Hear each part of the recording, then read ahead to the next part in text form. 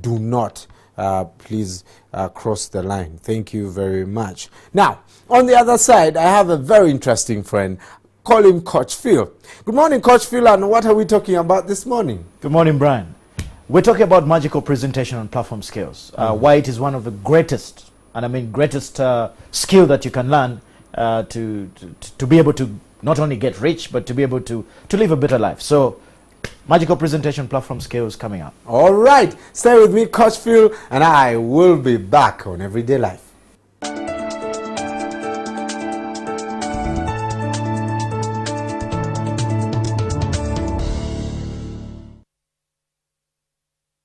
Well, thank you so much for staying with us up to this time. It's a very hectic morning here at the NTV studios, so in Studio A and B. This morning on Everyday Life, we're looking at magical presentation.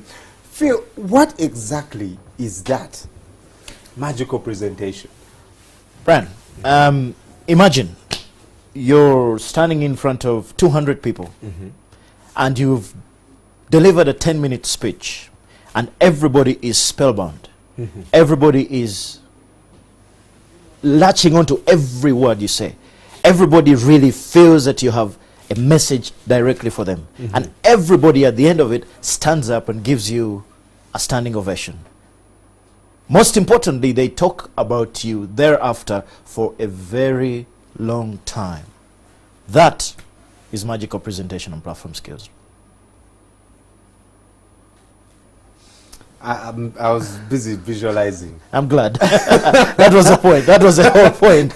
Yes, that was the whole point. That is, though, very hard to get. Absolutely. Absolutely. I don't know if it is hard, Brian. You know, as I was preparing to come to meet you this morning, I was listening to an interview yesterday, and somebody was interviewing a gentleman called Bill Batman. Bill Batman is a multi-millionaire. And they asked him, Bill, what is one of those things you would say made the difference for you? And he said, the first thing that I did was to work on my self-esteem, was to work on my self-confidence. And he said it over an hour's speech. He said it about 3-4 times. And when you look at everybody else who is out there and making things happen, they've got two things going for them. Number one, they have a great presence in terms of their self-confidence. Number two, their self-esteem is up there. So, is it hard? I don't know.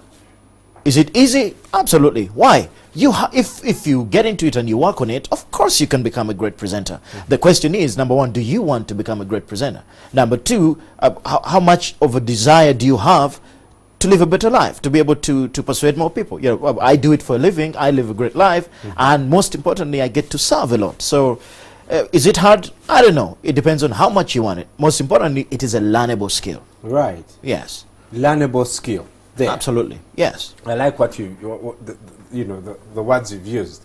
But first, how can you help me? I have a presentation in 10 minutes. How can I structure a presentation that is not going to, sound so far-fetched? Because I've listened to some people and you're like, this guy did not prepare. Absolutely. I've hosted guests on this show who,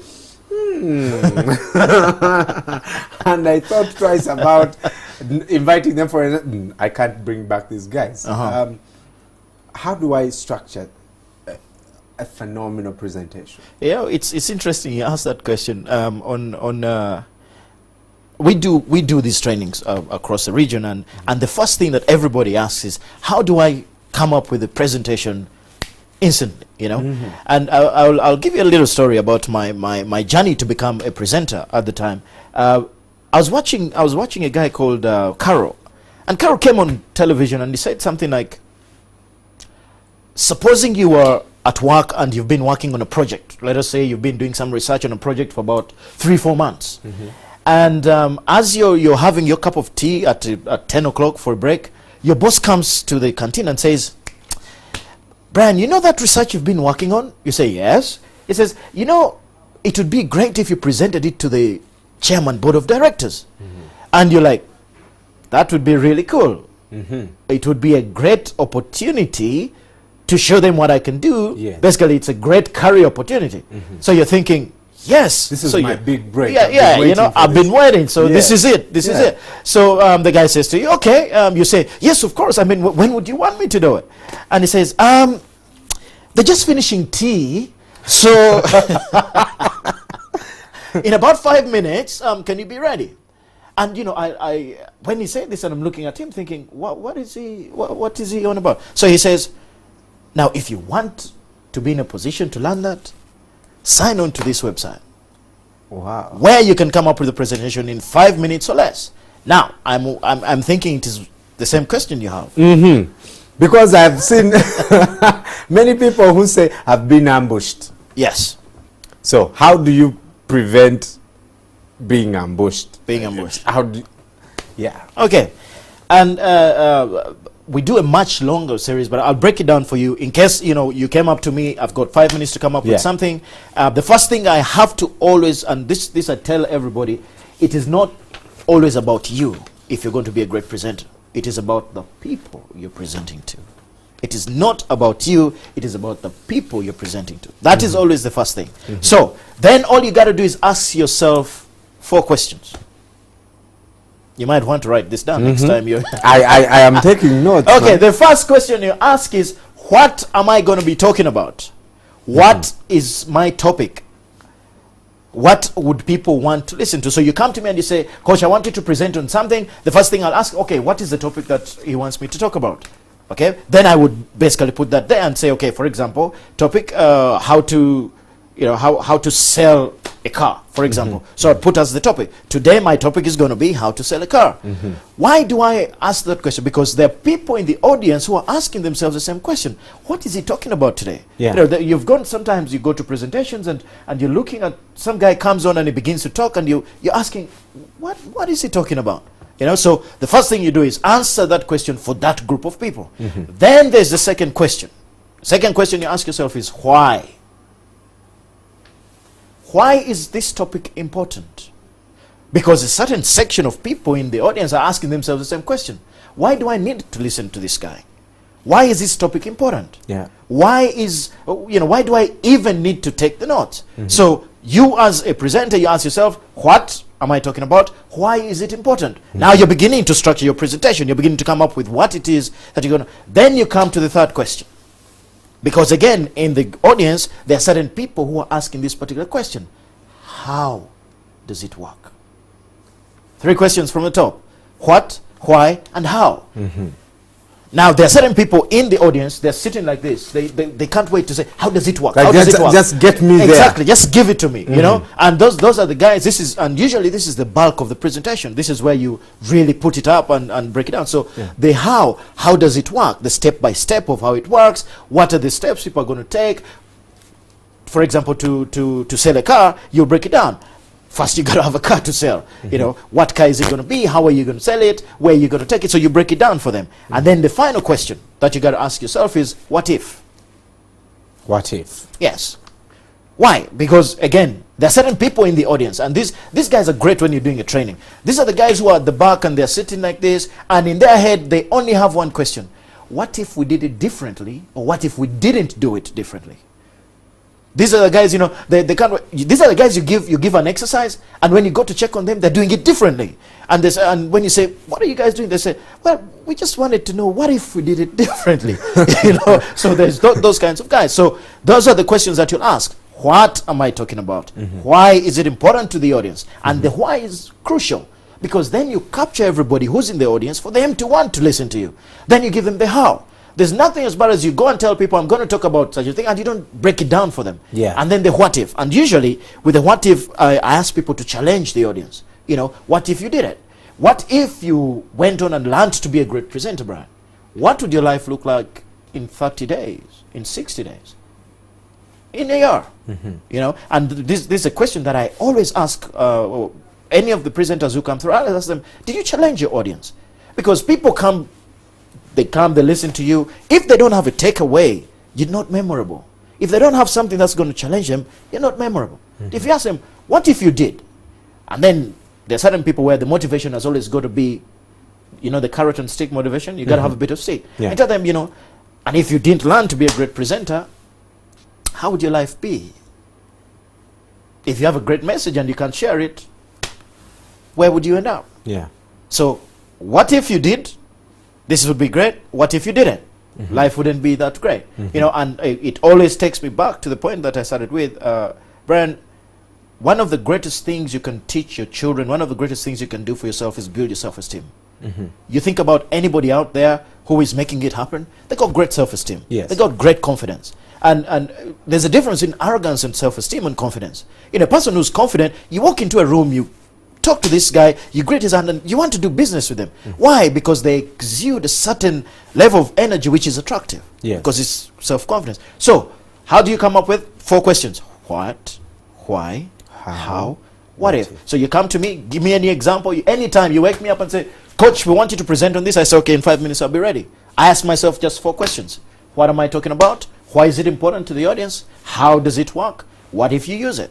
And then I'm good to go. Usually in the trainings we add a couple more, just two more questions, just to, you know, just to finish it off. You always ask, what are the roadblocks that are preventing people from doing? You know, people will come and they want to learn how to sell a car, but they have roadblocks why they're not doing it. They have roadblocks why they're not getting up. So you always add that little question: what challenges might you be having there? Okay, and then the final question is, you always have to tell people, and Tony Robbins says a fantastic, never set a goal and leave the area where you set a goal without taking an action. So you have to ask people, what are you going to do today? What physical action are you going to take today towards you achieving that? That's how you come up with the presentation, Brian. Speaking of action, Yes. and earlier you talked about challenges. Absolutely. What then, you know, obviously the questions are there. What makes it hard for us to come up with such things? You know, and they seem so easy. Yes. Yeah? These are things we should be knowing. Where is the fear in this? I'll tell you where the fear is, Brian. From having done this for a long time, when, for example, the first day of public presentation skills training, you know, people walk in and I tell them, guys, you're going to have to do a 20-minute presentation at the end of the 4 days. Oh my God. Yet they've been training. Yet they have come to learn how to do it. Okay, the first thing where the fear comes from, Brian, is where it is the first thing I said when I started. The moment it becomes about you and not about service. The moment it is about you, that is when you go into your head. You know, fear only comes when you go inside and you start creating these pictures of the worst thing that could happen. Yeah. What do I mean? You stand up and you're thinking, damn, do I look good? Are they judging me? Oh, look at how he's looking at me. You know, the moment that conversation starts, inevitable. You know, it has been said, your mind is the greatest soap opera writer in the world. It will begin to create all kinds of situations for you. So number one thing is, the moment you take the focus off your audience and you put it on yourself, inevitable, fear is going to kick in. Inevitable. Yeah. Number two is the lack of preparation. Where, you know, you're ambushed and you don't know what to do and you haven't prepared enough, you get on stage and boom, it hits you. Because why? You're going to find a smart person in the audience who was prepared more than you. Yeah. And then they're going to ask you a question, you're not prepared, bam. We have many, you know, some viewers they know more about what you're talking. Absolutely. You know, and you kind of sound dumb sometimes if you've not prepared. Absolutely. So if you haven't prepared, inevitable, the fear is going to be there. Because, you know, you'll be thinking, this, I wish I could have done this, I could have done that. Yeah. So lack of preparation, you know, and then, you know, there's about 6 tips. I'll only share 3. If you want the other 3, you gotta come for it. You know, and the third one is state. What do I mean? I have a quote that I always tell all my audiences, and I was talking to guys at high school recently, and I said to them, nobody has ever slept in any of my sessions, and you guys won't break the record. Then they laughed. I said, nobody does. Why? Because my state, the way I hold myself, the way I breathe, the way I walk, the way, you know, I sometimes people ask me, what do you take? I said, no, I have to hold a great state. Why? If your state is great, you're breathing well, you've worked out, you're looking after yourself, inevitable, when you're up on stage, your ability to be able to hold your ground is quite good. You know, Brian, you know, you walk into a room, you greet somebody's, you know, you shake somebody's hand and it's all flames and, you know, and you're thinking, dude, who is this guy? You know, I know, I keep telling people, I used to do headhunting for a long time, and somebody walks into the room for an interview. You shake their hand and you make up your mind in less than 5 seconds if you give them a job or not. Why? Their state, the way they shake your hand, the way they look at you. You know, there's this thing where somebody comes to greet and then they do this and then, yeah. So if your state is great, you believe in yourself. You've done your preparation. Most importantly, you believe that you're there to serve people. Fear has no place. Fear has no place whatsoever. They're the three, like I said, we got to find out what to do. Yes. Well, Phill, always a pleasure to see you, man. Always a pleasure. Thank you so much. How do people contact you? Yeah, because they need to pay for some. They need to come. Okay, as a matter of fact, we have a presentation platform skills happening this weekend, Thursday, Friday, Saturday, and Sunday at Royal Suits Bugolobi, and it's a phenomenal training. The people who have been there, it's life changing. Yeah. People quit their jobs when they come, and so I don't know if you want to come, but people can go and visit the website www.intelligentperformance.com, and yes, they can get the information there, and let's go make life better. Awesome. Well, that is Coach Phill joining us this morning, and go to intelligentperformance.com to get more details, and we'll be sharing those on our Facebook page and Twitter. Stay with us, because when we come back, we're going to be talking some more sport with Isma. Good morning. You're watching Morning at NTV with Simon Cassiati.